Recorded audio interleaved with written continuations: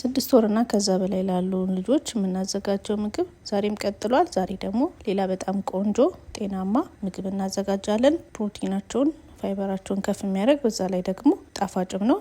በጣም አሪፍ ምግብ ነው። ለማዘጋጀትም ያን ያህል ጊዜ ወስድባችሁም ቀላል ነው። በመጀመሪያ የምናደርገው አንድ የበሰለ ሙዝ ልጠን ከትፈን እናዘጋጃለን።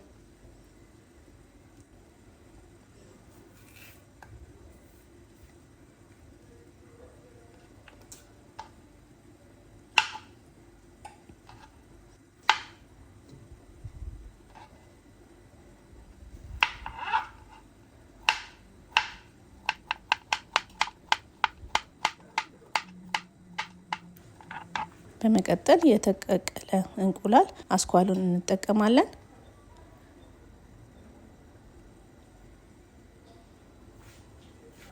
ከፍ እስኪሉ ድረስ የእንቁላሉን ነጩን ፓርት አንጠቀመው። እሱን ለመፍጨት እንዲያመቸኝ ትንሽ ከትፌው አንድ ላይ በመፈጭበት እቃ ላይ እናደርገዋለን።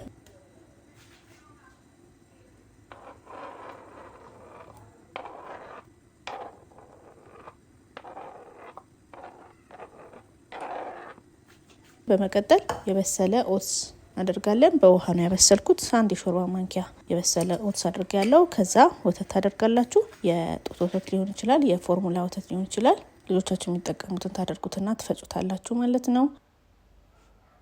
6 ወር አካባቢ ለሆናቸው ቀጠን ያለ ይሆናል። ከፍ እያሉ ሲሄዱ ደግሞ ውፍረቱን እየጨመራችሁት ትሄዳላችሁ።